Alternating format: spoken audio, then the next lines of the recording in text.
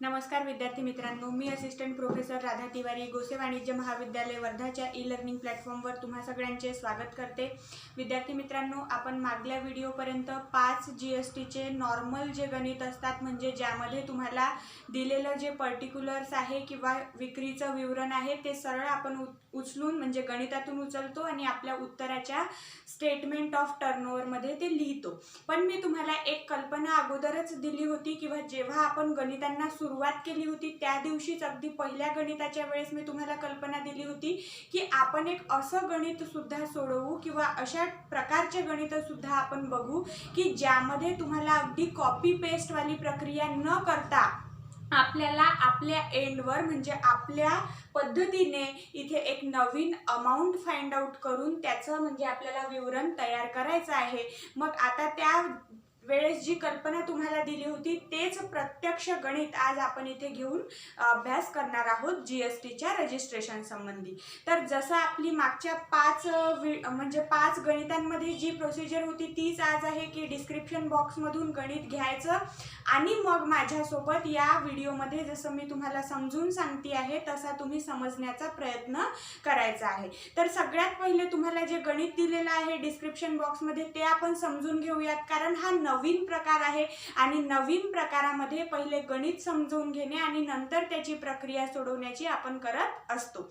मग गणित आपल्याला दिलेला आहे, mister Shiva of Chennai sold the following goods and services. म्हणजे इथे डायरेक्ट सांगितलेलं आहे की एक चेन्नईला राहणारा शिवा नावाचा व्यक्ती आहे जो वस्तू व सेवा दोघांची सुद्धा विक्री करतोय। म्हणजे आपली एक टेन्शन इथे संपलं, कारण गणितामध्येच सांगून दिलेलं आहे की वस्तू व सेवा दोघांची विक्री होती आहे। मग पहिल्याच नंबरवर काय पर्टिक्युलर किंवा काय ट्रान्झॅक्शन व्यवहारासंबंधी माहिती दिली आहे ते बघूयात की 500 fans at the rate 1000 each on 10% discount in Chennai.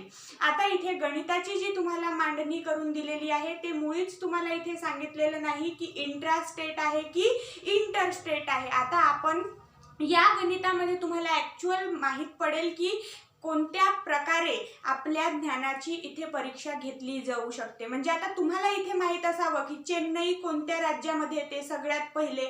दुसरं, मग चेन्नईमध्ये व्यवहार झालेला आहे तर तो इंट्रास्टेट आहे, पण जर एखाद्या दुसऱ्या राज्याचं नाव दिलं आहे तर मग तो इंटरस्टेट व्यवहार झाला।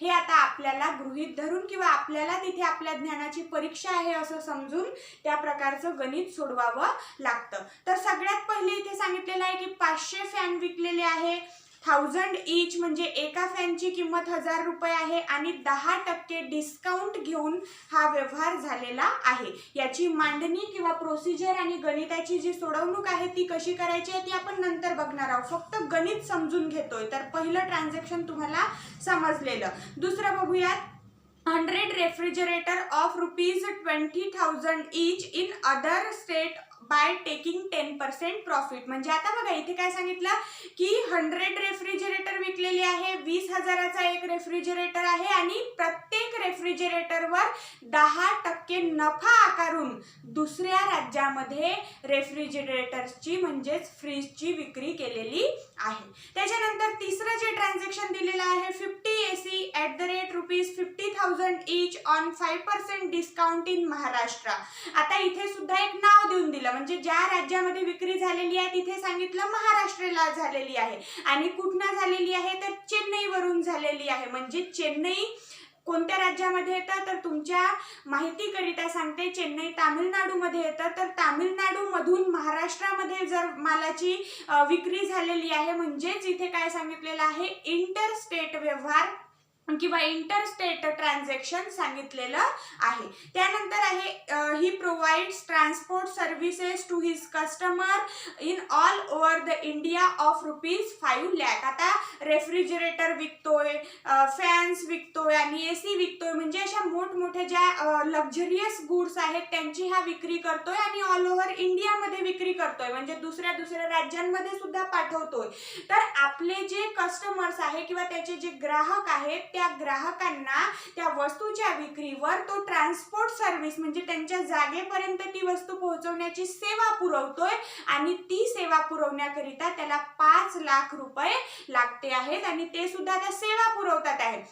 काही लोक, मी तुम्हाला थेरॉटिकल पोर्शन मध्ये सांगितलं होतं हा पोर्शन, आणि हाच उदाहरण घेऊन सांगितलं होतं की होऊ शकते की आपण जेव्हा वॉशिंग मशीन विकत घेतो तेव्हा वॉशिंग मशीन तो व्यक्ती आपल्या घरपोच आणून आपल्याला चालू करून कशी म्हणजे चालवायची याचं सुद्धा ज्ञान देतो. म्हणजे काय करतो की इनडायरेक्टली सर्व्हिस प्रोव्हाइड करतो, आणि आपण त्याच्याजवळून वॉशिंग मशीन विकत घेतलेली आहे म्हणजे गुड्स सुद्धा आपण तिथनच घेतलेली आहे. तर असं गुड्स अँड सर्व्हिसेस एकच व्यक्ती एकाच प्रकारच्या व्यवसायामध्ये सुद्धा प्रोव्हाइड करू शकतो. आणि त्याचाच नमुना या गणितामध्ये तुम्हाला सांगितलेला आहे की वस्तूंच्या विक्री सोबतच त्या वस्तूंचं जे ट्रान्सपोर्ट आहे, जे वाहतुकीचा खर्च आहे, त्याची सर्व्हिस सुद्धा हाच जो प्रोव्हाइडर आहे तो देतो आहे. म्हणून तो सुद्धा आपण त्याच्या टर्नओव्हरच्या स्टेटमेंटमध्ये कन्सिडर करणार आहोत. त्यानंतरचं सगळ्यात शेवटचं ट्रान्झॅक्शन सांगितलेलं आहे, ही sold exempted goods of ₹2 lakh in Chennai. आता एक्झम्प्टेड गुड्सची विक्री झालेली असली तरी आपण 5 गणितांमध्ये आपलं ज्ञान इतकं सुदृढ झालेलं आहे की आता आपल्याला माहिती आहे की एक्झम्प्टेड असो की टॅक्सेबल असो, ती जी रक्कम आहे विक्रीची ती आपल्याला आपल्या स्टेटमेंट ऑफ टर्नओव्हर मध्ये कन्सिडर करावी लागते. Advice him weather GST registration is required or not. आता गणिताचं सखोल ज्ञान घेतल्याच्या नंतर आपण आता वळूयात आपल्या या गणिताची जी आपल्याला ॲक्च्युअल सोल्युशन बनवायचं आहे, जे उत्तर तयार करायचं आहे त्यावर.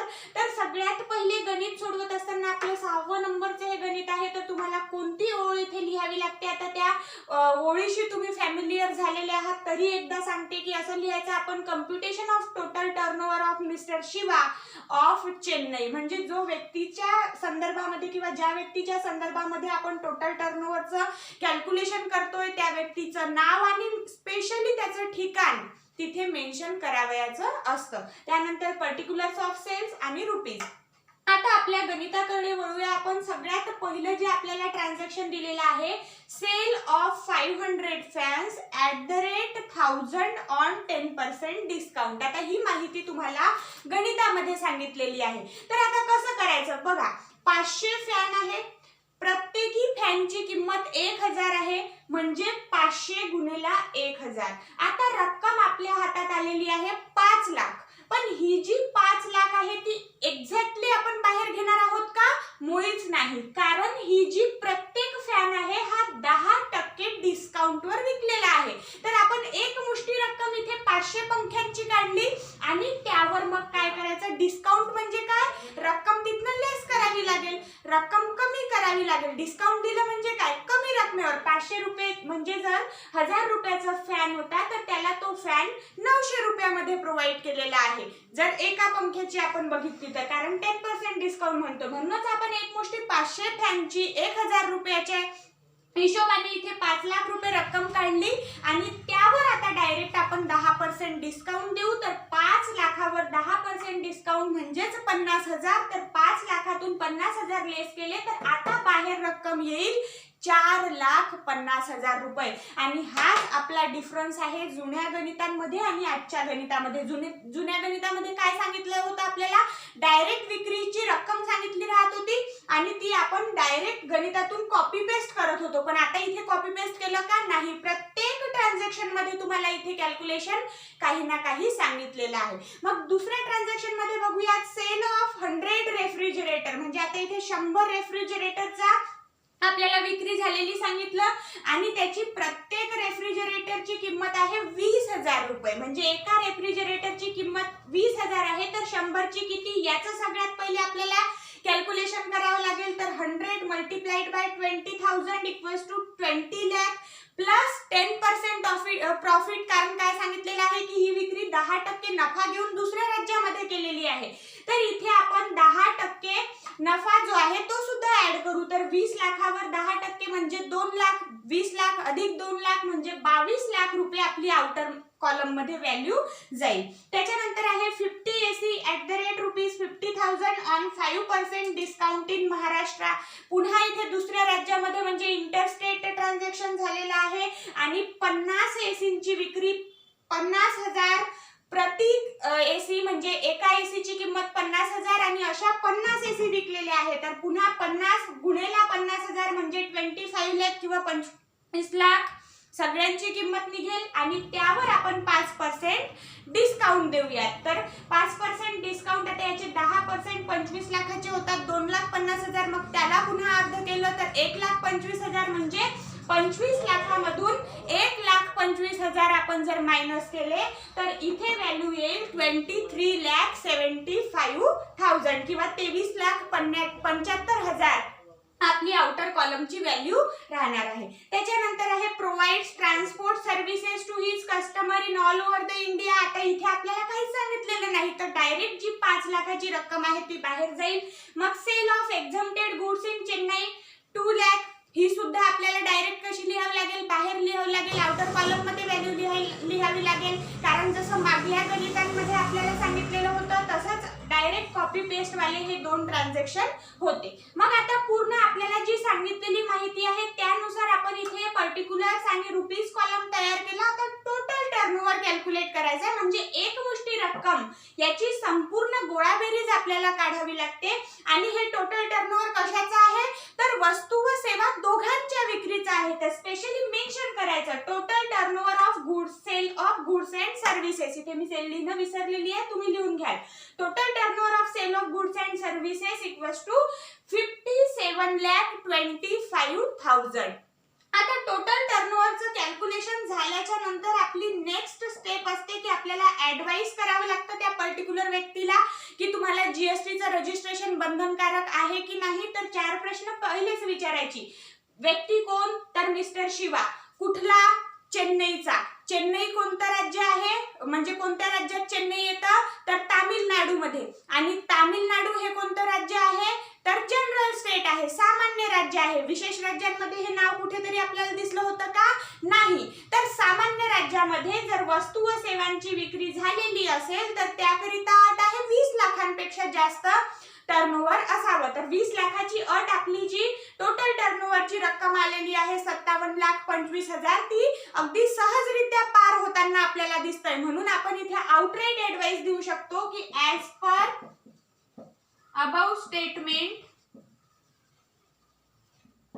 total turnover